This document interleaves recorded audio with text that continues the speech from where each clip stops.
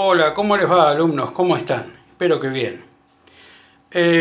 Parece mentira, pero tengo graficado aquí lo que es el sistema urinario, que les va a permitir completar su trabajo de patologías renales.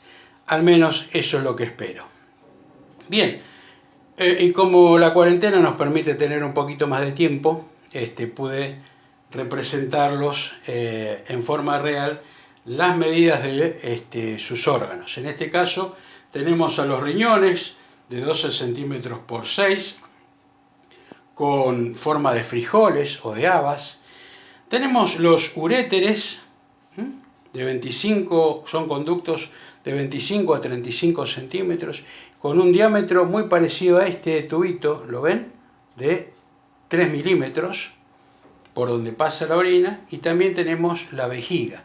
Una vejiga que tiene la capacidad de, las medidas son 11,5 por 6 y por 3 de profundidad, y que tiene la capacidad, les decía, de ensancharse, ¿sí?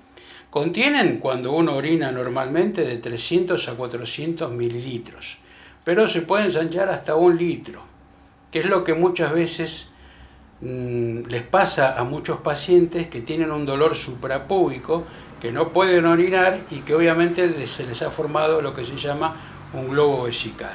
Esto tratado en una guardia, es muy factible que se le coloque a ese paciente no solo analgesia, sino una sonda vesical para que él pueda orinar y obviamente pueda aliviar ese dolor. Y anatómicamente, obviamente yo no lo he puesto acá, pero tenemos la uretra. La uretra de la mujer, mucho más corta que la uretra del hombre. Y podemos agregarle aquí también, ¿sí?, en el hombre, lo que sería así la próstata, que obviamente es lo que debería sortearse cuando se le coloca una sonda vesical a un paciente.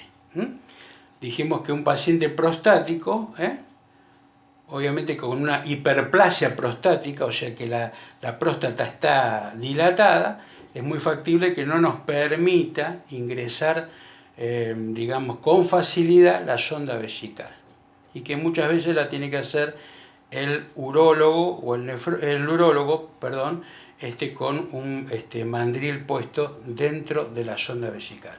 Pero eso lo vamos a explicar otro día. Tenemos acá entonces representado el sistema urinario. ¿Para qué?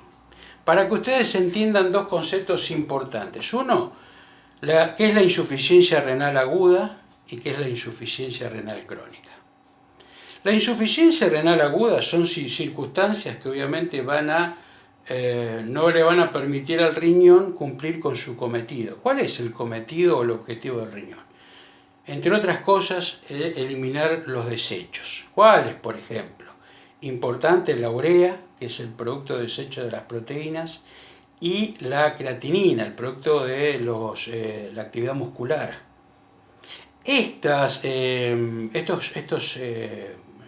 marcadores o estos niveles, o estos desechos, perdón, cuando uno se hace una extracción de sangre y están elevados los niveles, son indicativos de que tenemos un problema renal.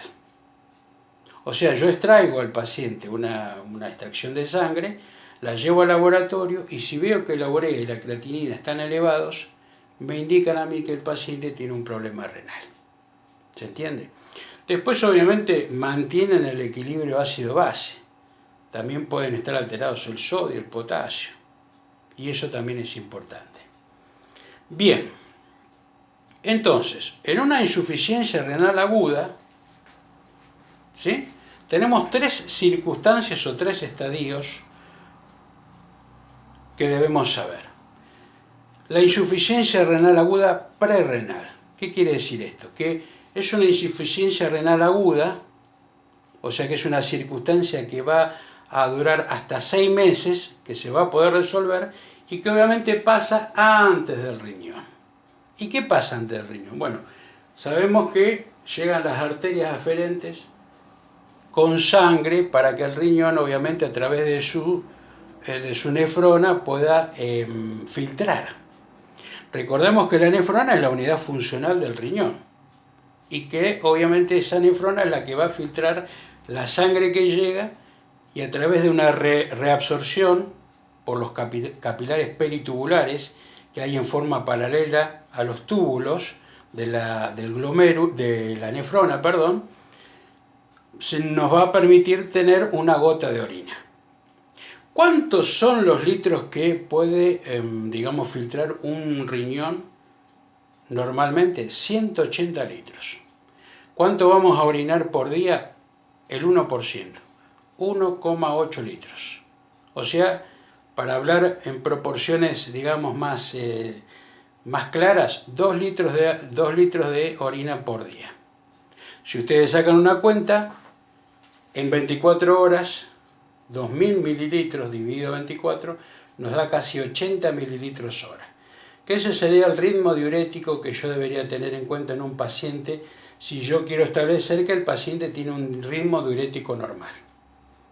Si yo veo en la bolsa colectora de una sonda vesical que el paciente en 3 horas o en 4 horas hizo 8 por 4, 32, 320 mililitros, quiere decir que está orinando en forma normal. Si yo en 4 horas veo que el paciente tiene solamente 100 mililitros, es porque está oligúrico. Y si el paciente no orinó nada, está anúrico. Y es un problema. Bien, entonces tenemos la insuficiencia renal aguda prerrenal, o sea, cuando llegan las arterias aferentes al riñón, no llegan con volumen de sangre, hay una hipovolemia. O sea que el líquido circulante dentro de las arterias es poco. ¿Y por qué es poco? Porque el paciente está deshidratado. El paciente puede estar con una hemorragia. Entonces, el líquido circulante es poco y por lo pronto el paciente está en una insuficiencia renal aguda prerrenal. ¿Quiénes son candidatos a esto? Los adultos mayores que en verano se deshidratan mucho más. Llegan a las guardias con una insuficiencia renal aguda prerrenal porque no ingieren mucho líquido. Y que obviamente el tratamiento de base es colocar un acceso venoso periférico y reponer los líquidos perdidos o obviamente necesarios. Bien, después tenemos una insuficiencia renal aguda intrarrenal, o sea, cuestiones que pasan dentro del riñón y que no le van a permitir llevar su cometido. ¿Qué puede ocurrir? Una necrosis tubular aguda.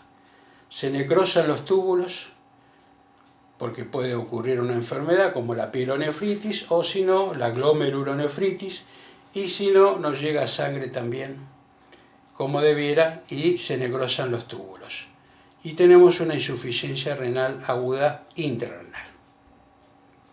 Y cuando tenemos una insuficiencia renal aguda posrenal, los uréteres que cumplen el cometido de llevar o conducir la orina hacia la vejiga son obstaculizados mecánicamente. ¿Cómo o por qué?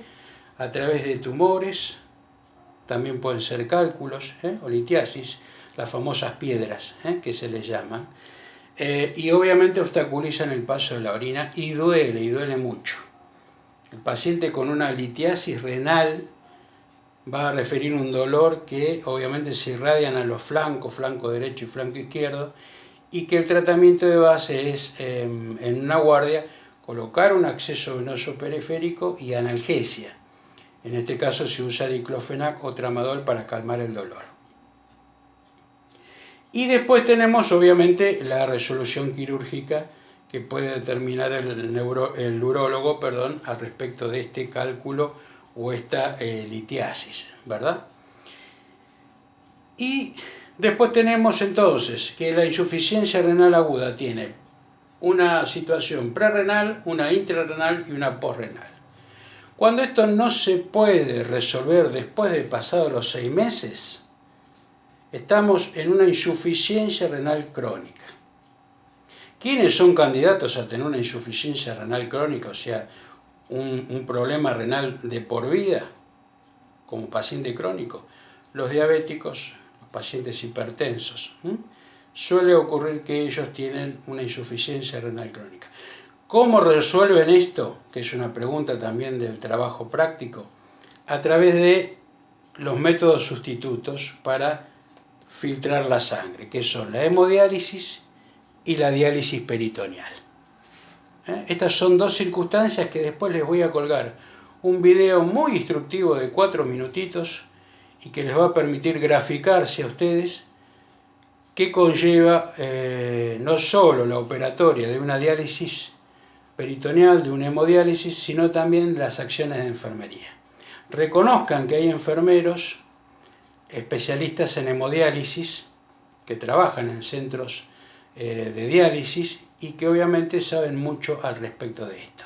Si no, en los hospitales, el servicio de nefrología, que es el que lleva a cabo este tipo de operatoria. Espero que les haya servido, alumnos, esta explicación que les acabo de dar de lo que es la insuficiencia renal aguda y lo que es la insuficiencia renal crónica. Espero que sigamos contactándonos a través de estos videos y del Classroom, que ha sido de gran ayuda hasta este momento. Que pasen una buena tarde y nos vemos en nuestra próxima entrega.